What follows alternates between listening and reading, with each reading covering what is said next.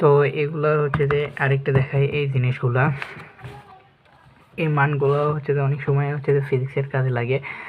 হচ্ছে যে ধরো দেওয়া থাকলে 1 মাইক্রো, এই মাইক্রোকে হচ্ছে যে মিলিমিটারে প্রকাশ করা লাগবে কিন্তু, বা মিটারে প্রকাশ করা লাগবে, এরকম থাকে। তো এইগুলো মনে নেই 1 মাইক্রো সমান কত, 10⁶ হয়। যেমন যে মিলিমিটারে প্রকাশ করো না, সেন্টিমিটার থেকে মিলিমিটারে প্রকাশ করো, সেন্টিমিটারে হচ্ছে যে হয় যে 10⁻², মিলিমিটারে -3 হয়, আমার 3টা শূন্য হয়। সেরকম হচ্ছে যে মাইক্রোতে হয় 6টা শূন্য। এটা কই পাবা? এই যে এখানে দেখো,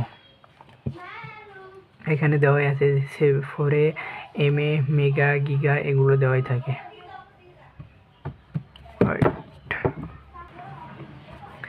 দেখো আমি একটা উঠাই যে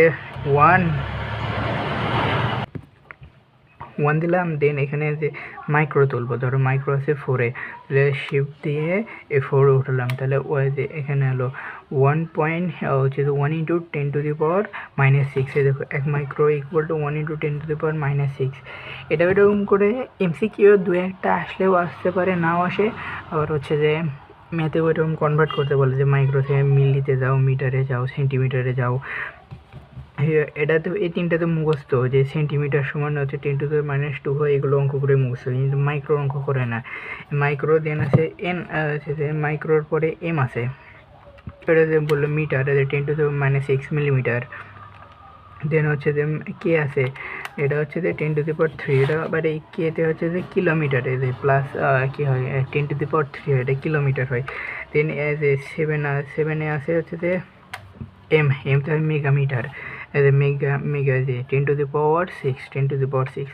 এগুলো অনেক সময় এমসিকিউ 2-1টা আসলেও আসতে পারে, কিন্তু মনে রাখো এই কটার ব্যবহার তুমি বইয়ের সাথে মিলাই দেবো। এটা 17 পেজ, হচ্ছে যে বইয়ে ওখানে যে দেখো ফিজিক্স বইয়ে যে কোনটার সাথে কী মিলে, এই 3টা তো মুখস্থ থাকে, সেন্টিমিটার, মিলিমিটার, তারপরে কিলোমিটার, এই 3টা তো মুখস্থ থাকারই কথা, এগুলো মুখস্থই থাকে।